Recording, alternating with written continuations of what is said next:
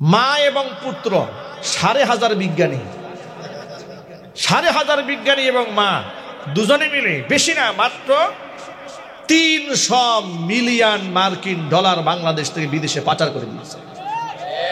বেশি না, মাত্র 300 মিলিয়ন ডলার। এটা একটা তথ্যের ভিত্তি FBI তদন্ত করে পেয়েছে, এটা অভিযোগ না, এটা তদন্ত করে পাওয়া গেছে। যে দেশে সাবেক প্রধানমন্ত্রী বেগম খালেদা জিয়াকে মাত্র 2 কোটি টাকার একটা মিথ্যা মামলা, যেখানে তাসাররুফ হয় নাই, নাটক সাজিয়ে যদি বছরের পর বছর কারারুদ্ধ রাখা যায়, 300 মিলিয়ন মার্কিন ডলার যারা তসররুফ করেছে, রাষ্ট্রের টাকা নষ্ট করেছে, এদের কয় হাজার বছর জেলখানায় দেওয়া উচিত। যদি অর্থদণ্ড দেন তাহলে 14 গোষ্ঠী বিক্রি করলে জরিমানা দিয়ে শেষ করতে পারবেন। কথা বলতে হবে, ঠিক কিনা? আর যদি হত্যা মামলা দেন, মার্ডার কেসের আসামি, 2,500 মানুষ তো খুন করেছে মাত্র জুলাই আগস্টের বিপ্লবে।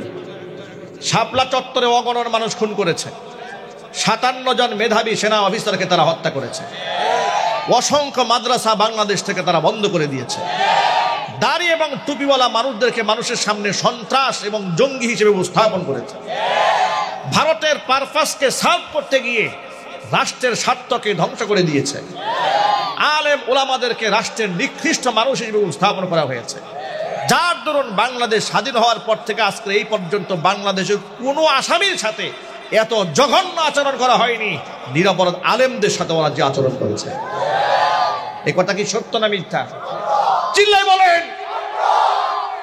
আলেমদের পায়ে ডান্ডা বেড়ি দিয়ে, 2 হাতে হ্যান্ডকাপ পরিয়ে, কোমরের মধ্যে গরুর রশি লাগিয়ে টেনে আদালতে হাজির করে নাই? চিল্লায় বলেন, করে নাই? এই আচরণগুলো ওরা করেছে। ওদের সোনার ছেলে জাহাঙ্গীরনগর বিশ্ববিদ্যালয়ে 100টা মেয়ের সাথে ধর্ষণ করে, সেঞ্চুরি করে, আবার সেটার মিষ্টি বিতরণ করেছে। এমনকি উল্লেখযোগ্য যত লম্পট, যত বদমাশ, যত দুশ্চরিত্র, এদের কেরিয়ার এত জঘন্য, নাইট ক্লাবে না গেলে এদের রাত্রি যাপন হয় না, জুয়া না খেললে পেটের ভাত হজম হয় না। এরাই আবার মুসল্লি সেজে আপনার নির্বাচনের সময় মাথায় টুপি দিয়ে একেবারে সাদা ধবধবে জামা পরে মানুষের সামনে এসে ধোঁকা এবং প্রতারণা করতে। কথা বলতে হবে, ঠিক কিনা জুড়ে বলেন। সব গুমর আল্লাহ ফাঁস করে দিয়েছেন। আল্লাহ আছেন না নাই? আরো যদি বলতে পারছেন না নাই? মাদ্রাসাগুলো ব্যাঙের ছাতার মতো তৈরি হয়েছে, বলে নাই? মাদ্রাসা জঙ্গি তৈরির কারখানা, ওরা বলে নাই? সব বলেছে। 116 জন আলেম, বাংলাদেশের উল্লেখযোগ্য বড় বড় আলেম, তাদের নামের তালিকা সাবেক বিচারপতি কালামানিকের নেতৃত্বে বানিয়ে দুদকে জমা দেয় নাই। এখন আপনারা বলেন তো, এদেশ থেকে বিদেশে টাকা পাচার করে যারা বেগমপাড়া বানিয়েছে, এদের একজনের মধ্যে আলেমের নাম আছে? একটু জোরে বলতে হবে ভাই, আছে? নাই। তাহলে তারা আলেমদের নামে দুদকে দিল কেন? আবার যার নেতৃত্বে হয়েছে তিনি আবার যখন শেষ দিন পালাতে গেলেন, কলা পাতার মধ্যে শুয়ে থাকলেন। আহারে নসিব, আহারে নসিব। 70 লক্ষ টাকা ছিল ক্যাশ, মেরে দিয়েছে, টাকাও শেষ। এমন পিটাইছে পাবলিকের মন ভরে নাই, পাবলিকের মন ভরে নাই। আদালতে উঠানোর সময় সেকেন্ড মাইটটা দিয়েছে, একেবারে আন্ডা সহ গালাই দিচ্ছে। কথা বলেন, ঠিক কিনা যদি বলেন। লাঞ্ছনা গঞ্জনা এদেরকে পেয়ে বসেছে। কেন? এরা আল্লাহর কোরআনের সাথে বেয়াদবি করেছে, এটা আলেমদের সাথে বেয়াদবি করেছে। এরা বিভিন্ন মসজিদের খতিব সাহেবকে বিনা নোটিশে মসজিদ থেকে প্রশাসন দিয়ে চাপ দিয়ে বের করে দিয়েছে। চৌরাস্তার মাঠের আমার মাহফিল বন্ধ করে দিয়েছে, বুটবাজারে মাহফিল বন্ধ করেছে, কাশিমপুরে মাহফিল বন্ধ করেছে, মহানগরের অসংখ্য মাহফিল ওরা পুলিশ প্রশাসন দিয়ে বাধা দিয়ে বন্ধ করে দিয়েছে। আমার প্রশ্ন হচ্ছে, সেই দাম্ভিকতা কোথায় চলে গেল? আইনাল জব্বারুন, সেই অহংকারী রাজকে কোথায়? সেই অহংকারী রাজকে কোথায়? যারা আলেমদের কণ্ঠকে টুটিকে চেপে ধরার ষড়যন্ত্র করেছিলে তোমরা, আজকে ওরা চোরের মতো পালিয়ে বেড়াচ্ছে। কথা বলতে হবে, ঠিক কিনা? আপনারা ঐক্যবদ্ধ ছিলেন, আছেন, এবার বিচারকে নিশ্চিত করার জন্য ঐক্যবদ্ধ থাকতে হবে। ইনশাল্লাহ বলেন। রাজি আছেন কারা কারা? দোহা দেখতে চাচ্ছি, কারা কারা রাজি আছেন?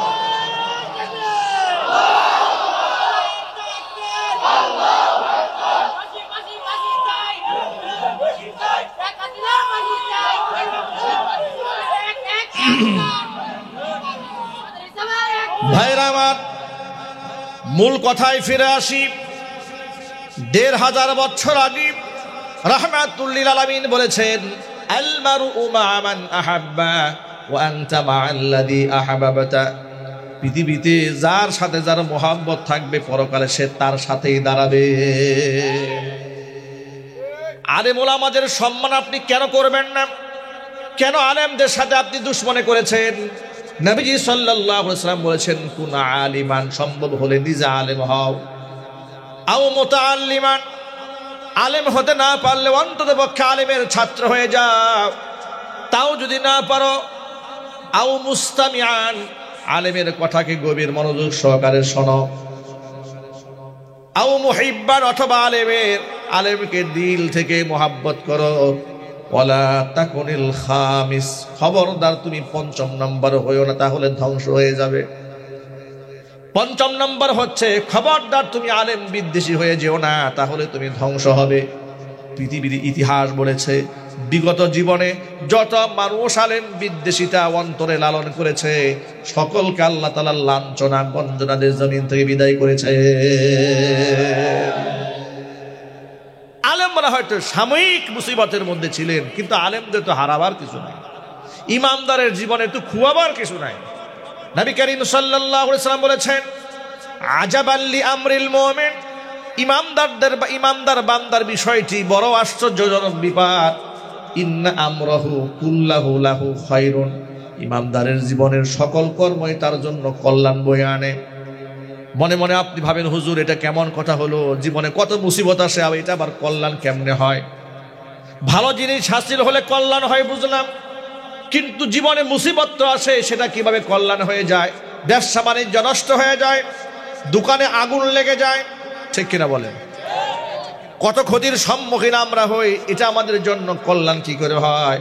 আল্লাহর নবী হাদিসের ব্যাখ্যা করে বলছেন, ইন আসাবাতুহু সাররাউ শাকারা ফাকানা খায়রাল লাহু, ব্যক্তির জীবনে যদি কল্যাণকর কিছু সাধিত হয়, ভালো কিছু সে পায়, তার অর্জিত হয়ে যায়, শাকারা, শুকরিয়া আদায় করে, ফাকানা খায়রাল লাহু, এটা তো তার জন্য কল্যাণকর হয়ে যায়।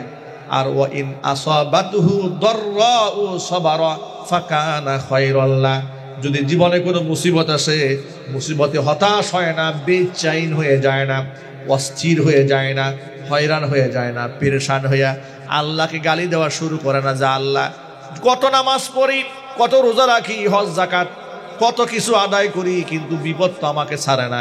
আমার পাশের বাড়ির ভদ্রলোক সুদ খায়, মিথ্যা কথা বলে, মানুষকে কষ্ট দেয়, মানুষের হক নষ্ট করে, ওর তো কোনো মুসিবত হয় না, যত মুসিবত আল্লাহ তুমি আমারে কেন দাও? এই ধরনের কথা ইমানদার বান্দা কখনো বলবে না। নবীজি বলেছেন, সবারা, বিপদ আসলে সে ধৈর্য ধারণ করে, ফাকানা খায়রাল লাহু, সুতরাং বিপদটাও তার জন্য কল্যাণকর হয়ে যায়।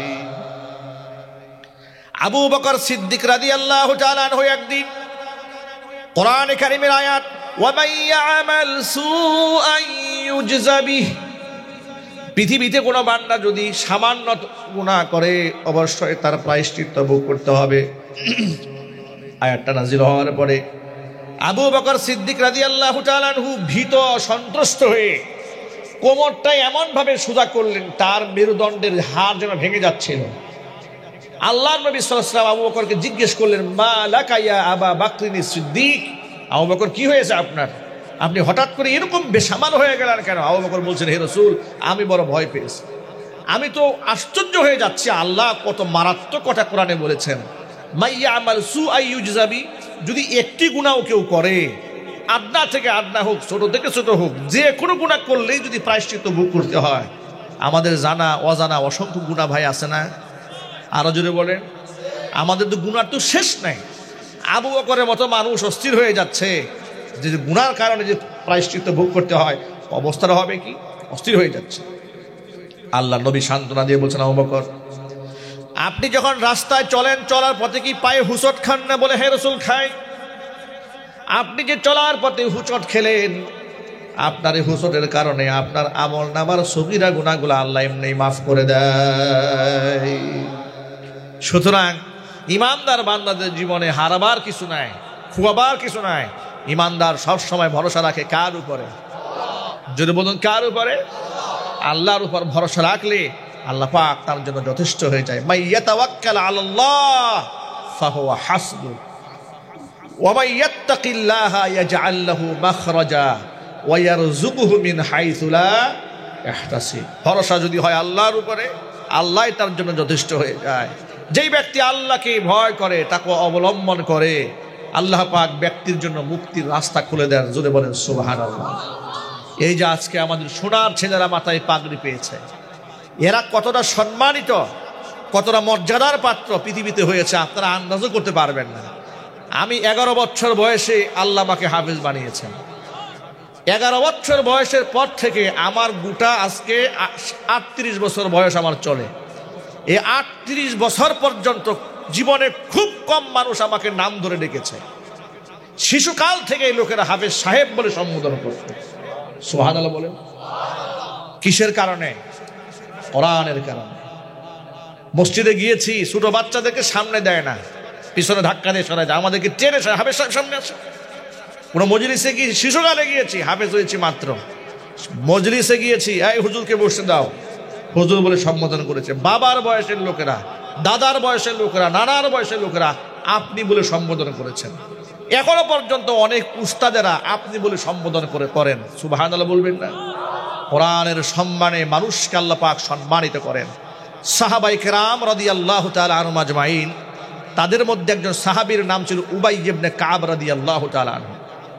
তিনি প্রসিদ্ধ ছিলেন কাতেবে ওহী হিসেবে। কোরআনে কারীম নাজিল হলে লিখে যারা সংরক্ষণ করতেন, তাদের মধ্যে বিখ্যাত একজন ব্যক্তির নাম হচ্ছে উবাই ইবনে কাব। উবাই ইবনে কাবকে রাসূল সাল্লাল্লাহু আলাইহি ওয়াসাল্লাম একদিন ডেকে বলছেন, উবাই আমারানি আন আকরা আলাইকা লাম ইয়াকুনিল্লাযীনা কাফারু মিন আহলিল কিতাব। আল্লাহ আমাকে হুকুম করেছে আমি যেন তোমারে কোরআন তেলাওয়াত করে শোনাই। সুবহানাল্লাহ বাড়ি গিয়ে বলবেন। একটু বোঝার চেষ্টা করেন। উবাই ইবনে কাবকে রাসূল ডেকে বললেন, ও উবাই, আল্লাহ আমাকে হুকুম করেছে আমি যেন তোমাকে সূরা বাইয়িনাটা তেলাওয়াত করে শোনাই। উবাই ইবনে কাব এখান থেকে পয়েন্ট একটা বের করে ফেলেছেন। তিনি বলেন, হে রাসূল, আওয়া সাম্মানি ইয়া রাসূলুল্লাহ, আল্লাহ যে আমাকে শোনাতে বলেছে, আল্লাহকে আমার নাম বলছে নাকি? সুবহানাল্লাহ বলবেন না? যা আল্লাহর জবানে কি আমার নাম উঠেছে? রাসূল বলেন, হ্যাঁ, আল্লাহ তোমার নাম ধরে বলেছে। চিল্লায় বলেন আল্লাহু আকবার। কোরআনের সাথে সম্পৃক্ত ব্যক্তিদের ইজ্জত আল্লাহ পাক এভাবে বাড়িয়ে দেন। শুহাদায়ে উহুদ, উহুদের ময়দানে শহীদদেরকে শোয়ানো হচ্ছে। 70 জন সাহাবী শাহাদাত বরণ করেছেন। শহীদদের কোনো হিসাব হবে না, শহীদরা বিনা হিসেবে আল্লাহর জান্নাতে যাবে। 35টা কবর খনন করা হয়েছে উহুদের ময়দানে, 70 জন সাহাবীকে শোয়ানো হবে। পাশাপাশি নয়, লম্বা লম্বি করে, সামনে একজন পেছনে একজন। এখন সামনে কাকে শোয়াবেন, পেছনে কাকে শোয়াবেন? কাকে সামনে রাখবেন মাথার কাছে, কাকে পায়ের কাছে রাখবেন? শহীদদেরকে কবরে শোয়াবার ক্ষেত্রে রাসূল উপস্থিত সাহাবীদের কাছ থেকে মতামত শুনতে চাচ্ছেন। সাহাবীরা বলতো, এই 2 জন যাকে এই কবরে শোয়ানো হবে, এই দুজনের মধ্যে তুলনামূলকভাবে কোরআন তেলাওয়াত বেশি পারদর্শিতার সাথে কে তেলাওয়াত করতে পারে? সাহাবায়ে কেরাম বলতেন, হে রাসূল, ইনার তুলনায় ইনি একটু বেশি ভালো তেলাওয়াত করতে জানতেন। যার ব্যাপারে সাহাবায়ে কেরাম ঘোষণা করতেন ইনি কোরআনটা বেশি ভালো জানতেন, এদের মধ্যে ক্লাসিফিকেশন করে তাকে আল্লাহর নবী মাথার কাছে শোয়ার স্থান করে দিয়েছেন। শহীদদের মধ্যে কোরআন দিয়ে বিভাজন করেছেন মুহাম্মদুর রাসূলুল্লাহ সাল্লাল্লাহু আলাইহি ওয়াসাল্লাম। কিয়ামতের দিন দেখুন আমাদের দেশে বিশ্ববিদ্যালয়গুলোতে কিংবা গোটা পৃথিবীর বিশ্ববিদ্যালয়গুলোতে, হার্ভার্ড, ক্যামব্রিজ, ঢাকা ইউনিভার্সিটি, এই সমস্ত বিশ্ববিদ্যালয়গুলো থেকে যখন মানুষ স্নাতকোত্তর ডিগ্রি অর্জন করে, অনার্স কমপ্লিট করে, মাস্টার্স ডিগ্রি কমপ্লিট করে, পিএইচডি হোল্ডার হয়, তখন তাদেরকে বিশ্ববিদ্যালয় কর্তৃপক্ষ গাউন পরায় না ভাই? গাউন পরায়, মাথার মধ্যে ক্যাপ পরায় দেয়। গাউন পরে তাদেরকে সম্মাননা দেওয়া হয়েছে, মাথার মধ্যে ক্যাপ পরিয়ে সম্মাননা দেওয়া হয়েছে। কিয়ামতের দিন আল্লাহ রাব্বুল আলামিন কোরআনে কারীমের হাফেজ এদের বাবা মাকে বেহেশতি গাউন পরাবেন। আরো আসতে, বেহেশতি গাউনটা আমাদের এই দুনিয়ার প্লাস্টিকের কাপড়ের গাউন নয়। কেমন গাউন? হাদিস থেকে শোনাচ্ছি। হাদিস শরীফের মধ্যে এসেছে, ওয়া ইউকসা হুল্লাতাইন লা তাকুমু লাহুমাদ দুনিয়া, এমন 2টা দামি পোশাক বাবা মাকে উঠায় দেওয়া হবে, এমন গাউন পরায় দেওয়া হবে, পৃথিবী বিক্রি করলেও গাউনের মূল্য দেওয়া সম্ভব হবে না। তারা অবাক বিস্ময়ে আল্লাহকে জিজ্ঞেস করবেন, বিমা কাসাইটানা, আল্লাহ এই পোশাক তুমি কেন পরালে আমাদেরকে? এত সম্মানের পোশাক, এত দামি পোশাক, আমাদের মতো আদনা মানুষ পৃথিবী বিক্রি করলে যে পোশাকের মূল্য হয় না, চিল্লায় করে আল্লাহু আকবার। আল্লাহ পাক বলবেন ফায়ুকালু লাহুমা, বাবা মাকে বলা হবে বিআখযি ওয়ালাদিকুমাল কোরআন, তোমাদের সন্তানরা কোরআন পড়েছিল না? বলে হ্যাঁ পড়েছিল। কোরআনে কারীম তোমার সন্তানরা পড়েছে, সেই সম্মানে আজকে তোমাদেরকে বেহেশতি এই দামি গাউন পরে দেওয়া হয়েছে। বাবা মাও সম্মানিত হবে। বাবা মা শুধু পরকালেই সম্মানিত হয় না, দুনিয়াতেও সম্মানিত হয়। সুবহানাল্লাহ বলবেন না? আল্লাহু আকবার বলেন। আজকে এই যে আজকের কথা বলি, আজকে কয় তারিখ? 27শে ডিসেম্বর 2024। 28 তো হয়ে গেছে না? ও রাত্রে 1টা পার হয়ে গেছে। যাই হোক, আমরা ধরে নিলাম 27 তারিখ, যেহেতু 27 তারিখে মোটামুটি আমরা শুরু করেছি ওয়াজ, নাকি? আজকে আমরা শুরু করছি 28 তারিখে। যাই হোক, আজকে সকালবেলা আমার জামিয়া মাদানী আরাবিয়া, আপনারা জানেন আমি একটা মাদ্রাসা করেছি, জাজল সরকারি প্রাথমিক বিদ্যালয়ের সামনে মাদানী টাওয়ার করেছি। আমাদের নিজস্ব ভবনে আমরা আন্তর্জাতিক মানের প্রতিষ্ঠান করেছি। সকালবেলা একটা গার্জেন এসেছে, পরিবার পরিজন সহ। বাচ্চা এসেছে, বাচ্চার বাবা এসেছে, বাচ্চার দাদি এসেছে, এসে আমার অফিস কক্ষে বসেছে। আমি জুমায় চলে যাব আম্বর সাথে, খুব তাড়াহুড়া করে বের হয়ে যাচ্ছি, 5 মিনিটের জন্য বসেছি।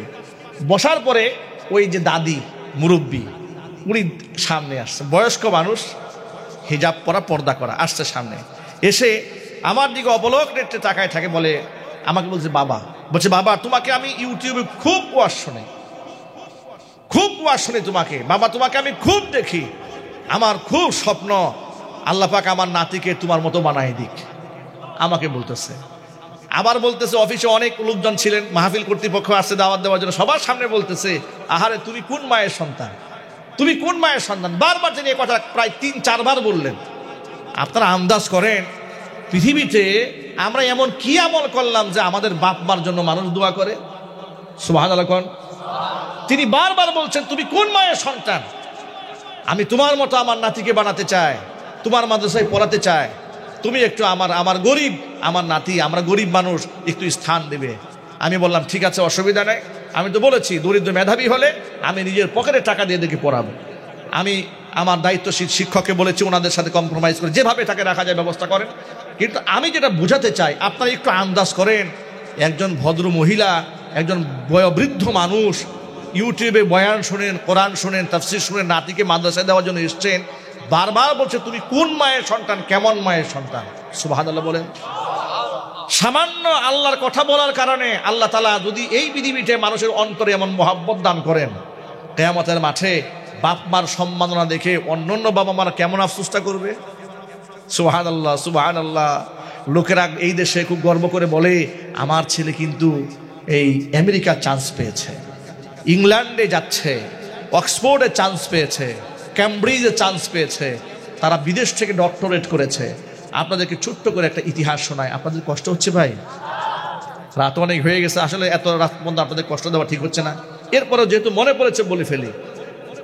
নওগাঁ জেলাতে একটা বৃদ্ধাশ্রম আছে, বৃদ্ধাশ্রমের নাম হচ্ছে বেলা শেষে। নাম কি ভাই? বেলা শেষে এই বৃদ্ধাশ্রমের নাম। বেলা শেষে বৃদ্ধাশ্রমের যিনি আপনার পৃষ্ঠপোষক এবং এটা যেন ওয়ার্নার, যিনি চেয়ারম্যান, একজন ভদ্র মহিলা। তিনি সম্ভবত বাংলা ভিশন টেলিভিশনের একটা সাক্ষাৎকার দিয়েছেন, ইন্টারভিউ দিয়েছেন। ইন্টারভিউটা আমরা সোশ্যাল মিডিয়ার কল্যাণে শুনেছি। 2 ছেলে বিদেশে ডাক্তারি করে। কয় ছেলে? 2 ছেলে। মায়ের খবর নেয় না, মা ঘরে বিছানায় শুয়ে পায়খানা পেশাব করে ভরে ফেলেছে। এই মহিলা ওই মহিলাটাকে বৃদ্ধাশ্রমে প্রথমে ঢাকা মেডিকেল নিয়ে চিকিৎসা করিয়েছে, এরপরে বৃদ্ধাশ্রমে স্থান দিয়েছে। মৃত্যু শয্যায় শায়িত মা, তার এই অবস্থা বাচ্চাদেরকে জানানো হয়েছে বিদেশে। 2 ছেলে বিদেশ থেকে এসেছে। এই বৃদ্ধাশ্রমের ওনার যিনি, তিনি বলছেন যে আমি সন্তানের কথা আমি অবাক বিষয়ে লক্ষ্য করেছি যে তারা করলোটা কি। বিদেশ থেকে এসে মৃত্যু শয্যায় শায়িত মায়ের হাত থেকে টিপসই নিচ্ছে, আপনার বিভিন্ন স্ট্যাম্পে, বিভিন্ন দলিলে মায়ের কাছ থেকে হাতের আঙ্গুল থেকে হাতের আঙ্গুলের ছাপ নিচ্ছে। মানে মায়ের নামে স্থাবর অস্থাবর সম্পদ যা আছে সব লিখে নিলাম। লিখে নেওয়ার পরে এই মহিলাকে বলছে যে আপনি আমার বোনের মতো, আমার মাকে আপনি মায়ের মতো দেখবেন। আমরা যেহেতু বিদেশ থাকি, বিদেশে গিয়ে টাকা পয়সা যা পাঠানো দরকার সব পাঠাবো। তো এই কথা বলে 2 ছেলে ডাক্তার, উন্নত দেশে থাকে, পশ্চিমা দেশে থাকে, এই যে গেল, এই গেল আর সেই গেল। এই মহিলা মারা গেছে পর্যন্ত কোনোদিন ফোন দিয়ে জিজ্ঞেস করে নাই আমার মা কি বেঁচে আছেন না মরে গেছে।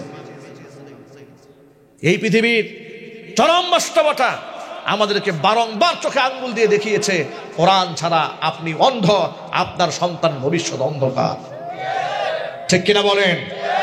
সুতরাং স্বপ্ন যাই দেখেন না কেন, সন্তানদেরকে কোরআন কারীম শেখান। ডাক্তার বানাবেন, ইঞ্জিনিয়ার বানাবেন, দিনদার ডাক্তার বানান, দিনদার ইঞ্জিনিয়ার বানান, দিনদার লয়ার, ব্যারিস্টার, প্রফেসর বানান। দেশ উন্নত হবে, রাষ্ট্র উন্নত হবে, আপনি সম্মানিত হবেন, দুনিয়াতে সম্মানিত হবেন, সম্মানিত হবেন আখিরাতে। কিন্তু কোরআনহীন, দ্বীনহীন, ইসলাম বাদ দিয়ে একেবারে সেকুলারিজমকে বিশ্বাস করে পশ্চিমাদার ধাঁচে ছোট্ট বাচ্চাদেরকে, মেয়েদেরকে হাফ প্যান্ট পরাবেন, জিন্সের প্যান্ট পরাবেন, ফতুয়া গায়ে দিয়ে মার্কেটে ছেড়ে দেবেন, কপালে ঝাড়ুর বাড়ি আছে। ঠিক কিনা জেনে বলতে হবে? ঝাড়ুর বাড়ি আছে। ওই সেনাবাহিনীর যৌথ অভিযান যখন চলছে, এয়ারপোর্টে এক ভদ্র মহিলার গাড়ি সার্চ করেছে, মহিলা ড্রিঙ্কস করছে, মদ্যপান করছে। সেনাবাহিনী অফিসার বের করেছে, দেখে মদের বোতল সহ। মহিলা বলে, আমাকে হ্যারাসমেন্ট করছেন কেন? আমি তো মদ খাচ্ছি, আমার লাইসেন্স আছে। নাউজুবিল্লাহ বলবেন না? খুব গর্বের সাথে বলছে, আপনি আমাকে হ্যারাসমেন্ট করছেন কেন? আমি মদ খাচ্ছি, আমার লাইসেন্স আছে, আমার বাপ মা জানে, আমার স্বামী জানে, সবাই জানে আমি মদ খাই, সবাইকে জানাই শোনাই আমি খাই, আপনি আমাকে হ্যারাসমেন্ট করছেন কেন? আমি সেই ইন্টারভিউটা দেখেছি। খোঁজখবর তো রাখতে হয় দুনিয়াতে, নসিহত করতে হয়, গোটা দুনিয়ার রোগ যদি না জানি ওষুধ দেবো কোন জায়গায়? ঠিক কিনা বলেন? আমি কয়েকটা এক্সাম্পল আপনাদের সামনে দিয়েছি। আমি এটা তাদের বোঝাতে চেয়েছি, এই যে আমাদের সন্তানরা আজকে হাফেজ করানো হয়েছে, ইনশাআল্লাহ এই সন্তানরা বাপ মার চোখের শীতলতা হবে। ইনশাআল্লাহ বলেন। আমরা চাই না আমাদের সন্তানরা চোখের শীতলতা হোক, আমরা চাই না আমাদের সন্তানরা ইয়াবা সেবন করুক, গাঁজা সেবন করুক, তারা কিশোর গ্যাংয়ের সদস্য হোক, সন্ত্রাস হোক, গুন্ডা মাস্তান হোক। এটা কি আমরা চাই? না, আমরা এটা চাই না। আমরা আদর্শ সন্তান চাই, যে সন্তান দুনিয়াতেও আমার সম্মান বয়ে আনবে, আখিরাতেও সম্মান বয়ে আনবে। আল্লাহ রাব্বুল আলামিন আমাদের সন্তানদেরকে 30 পারা কোরআন হাফেজ হিসেবে কবুল করেন। কোরআনের বাণী যে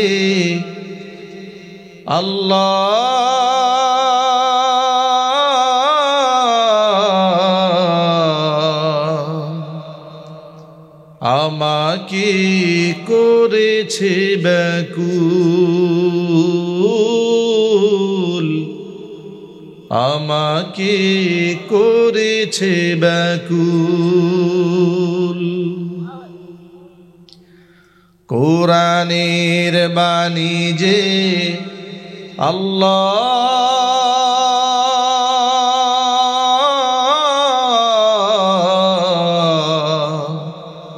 আমাকে করেছে ব্যাকুল,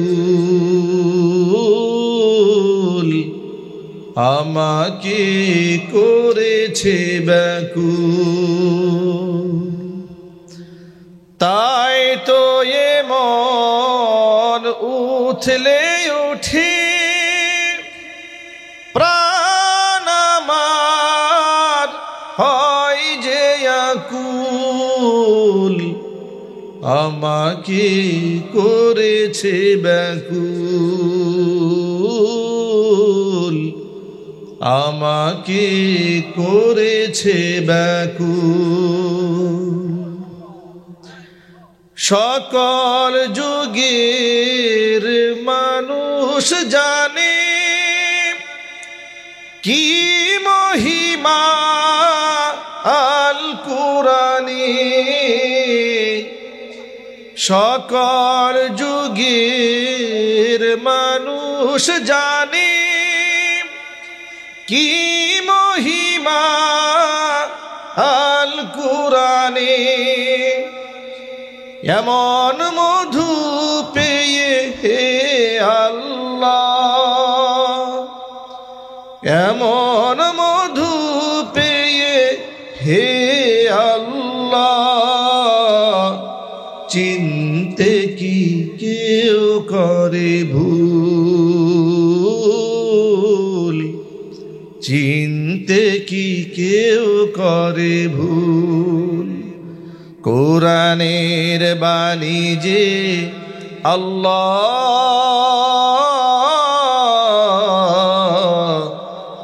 আমাকে করেছে ব্যাকুল, আমাকে করেছে ব্যাকুল। কোরআনের বাণী যে আল্লাহ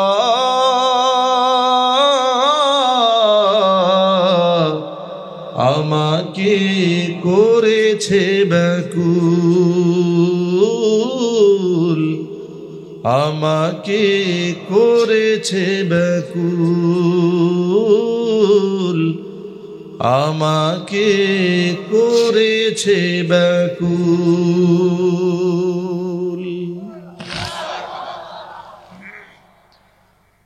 আলহামদুলিল্লাহ আলহামদুলিল্লাহ নাহমাদুহু ওয়া নাস্তাঈনুহু ওয়া নাস্তাগফিরুহু ওয়া নু'মিনু বিহি ওয়া নাতাওয়াক্কালু আলাইহি ওয়া নাউযু বিল্লাহি মিন শুরুরি আনফুসিনা ওয়া মিন সাইয়্যাতি আ'মালিনা।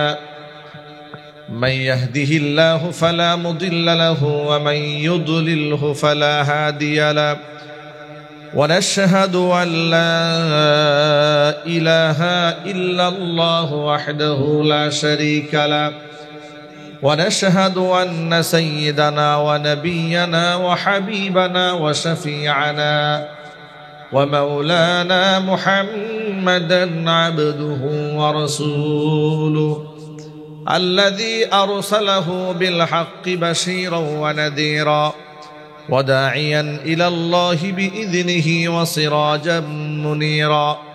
أما بعد فأعوذ بالله من الشيطان الرجيم.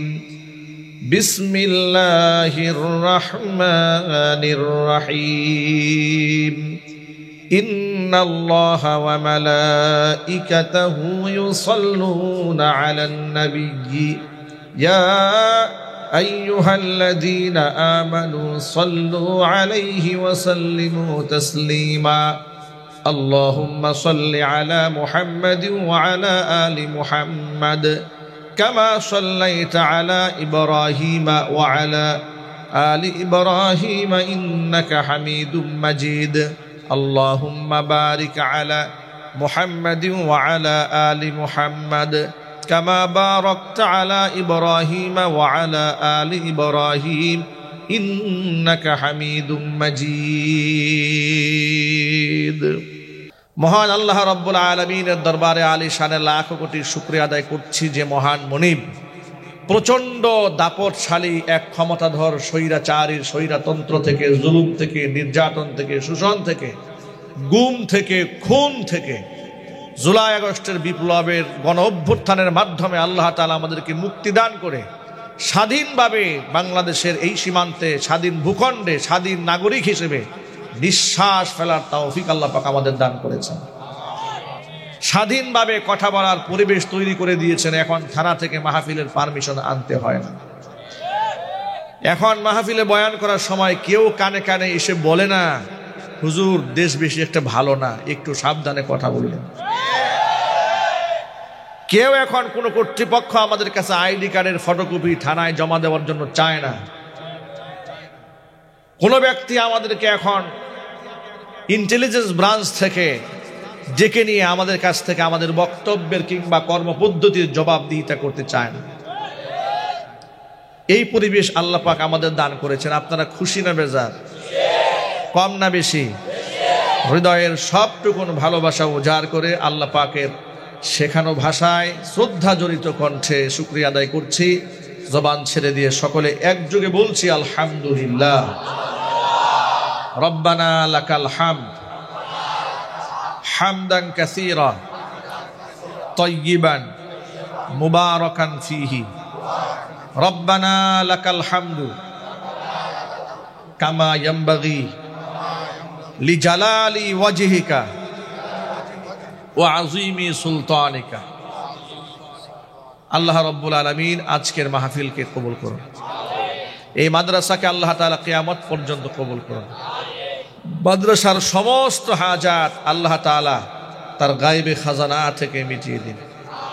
অক্লান্ত পরিশ্রম করে এই জান্নাতের বাগান যারা সাজিয়েছেন, দূরদারাজ থেকে শোনার জন্য যারা এসেছেন, প্রচণ্ড শীতের রাতে কষ্ট করে সবরের সাথে গভীর রাত পর্যন্ত যারা বসে আছেন, এই কষ্টটাকে আল্লাহ তাআলা কাল কিয়ামতের ময়দানে আমাদের সকলের নাজাতের জরিয়া হিসেবে কবুল করেন।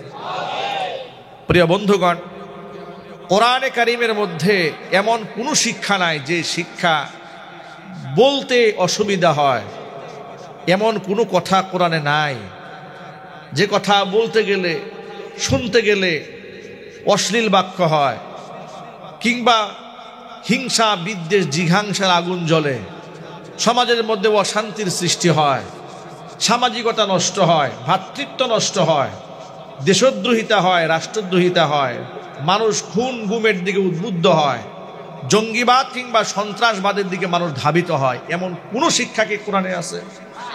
আরো যদি বলুন আছে? তাহলে সেই কোরআন বলতে গেলে, শুনতে গেলে, শোনাতে গেলে তাদের কেন এত আপত্তি ছিল? তাদের আপত্তি এই জন্য ছিল, কোরআন হচ্ছে সত্যর বাণী, এটা হক এবং বাতিলের মধ্যে পার্থক্য করে দেয়।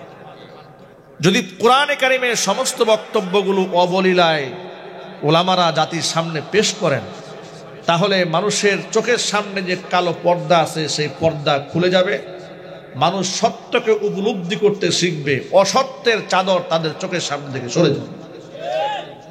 আর অসত্য যদি দূর হয়ে যায়, সত্য যদি প্রতিষ্ঠিত হয়ে যায়, তাহলে তো সাম্রাজ্যবাদী এমনকি হিন্দুত্ববাদের যে কালো থাবা এ গোটা জাতিকে চেপে বসেছিল, সেই মিশন আর সামনের দিকে এগোতে পারবে না। এই জন্যই তারা কোরআনে কারিমের মাহফিলে সবচেয়ে বড় বাধাটা প্রদান করেছে। কথা বলেন ঠিক কিনা বলেন? আপনাদেরকে বলি, তথ্যটা আপনারা জানেন না, বিগত জীবনে এগুলো আপনাদেরকে বলিনি। আমরা কেন বলি নাই সেটাও বলে দিই। যদি আমরা বলতাম মাঠে এদের অপকর্মের কথা, তাহলে এরা আমাদের হয়তো গুম করে ফেলবে, না হয় খুন করে ফেলবে। কিছু বলি নাই, শুধু আকার ইঙ্গিতে কিছু ইসলামের কথা বলেছি, কুকর্মের কথা বলি নাই। ইসলামের স্বার্থে যতটুকু দরকার অতটুকু বলেছি। এতেই তো একাধিক মামলার আসামি হয়ে গেছে। এতেই তো মাহফিল স্টেজ থেকে ধরে নিয়ে গিয়ে পকেটের মধ্যে বুম আছে বলে মিথ্যা মামলা দিয়ে জেলখানায় ঢুকিয়ে দিয়েছে। না বলাতে যদি এই হয়, বললে কি অবস্থা হতো? ওরা কি করতো জানেন? ওরা মাহফিল কমিটিকে শর্ত দিত, তোমরা থানায় যাও, পারমিশন নিয়ে আসো। থানায় পারমিশন নাই, পুলিশ কমিশনের কাছে যাও, পারমিশন নিয়ে আসো। ওখান থেকে নানান পারমিশন, নানান সমস্যা। ডিসির কাছে যাও, ডিসি অফিস থেকে 14টা শর্ত দেওয়া হতো। কতগুলো? এই 14টা শর্তের মধ্যে 1 নাম্বার শর্ত, কোন ক্রমে সরকারের দায়িত্বশীলদের বিরুদ্ধে বক্তব্য যায় আকার ইঙ্গিতেও বলা জায়েজ নাই, বলা যাবে না। এর মানে হচ্ছে এরা যদি কুফরিও করে আপনি বলতে পারবেন না, এরা শিরিক করুক, বেদাত করুক, আপনাকে বক্তা চুপচাপ বসে শুধু তাদের জন্য দোয়া করতে হবে। কথা বলেন না ভাই? ঠিক কিনা যদি বলেন? মাঝে মাঝে এদের নেতৃবৃন্দরা এসে আমাদের সামনে মাইক নিয়ে হাত ধরে কত কথা বলতো। উপজেলায় মসজিদ বানানো হয়েছে, কয়েকটা মুখস্থ শব্দ বলে দিই।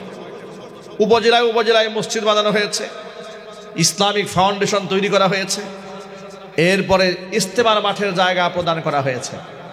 এটা হচ্ছে ধর্মের কাজ। এটা তো আমাদেরকে প্রকাশ্যে শোনাতো। অপ্রকাশ্যে তারা কি কাজগুলা করত? তারা শুধুমাত্র 21 সালে 2600 আলেমের নামে মিথ্যা মামলা দিয়ে জেলখানায় ঢুকিয়ে দিয়েছে। এটা বলতো না কেন? অসংখ্য আলেমকে তারা গুম করেছে, খুন করেছে, মিথ্যা মামলা দিয়ে জেলখানায় ঢুকিয়েছে, জঙ্গি নাটক করে অসংখ্য মানুষকে ব্রাশ ফায়ার করে হত্যা করেছে।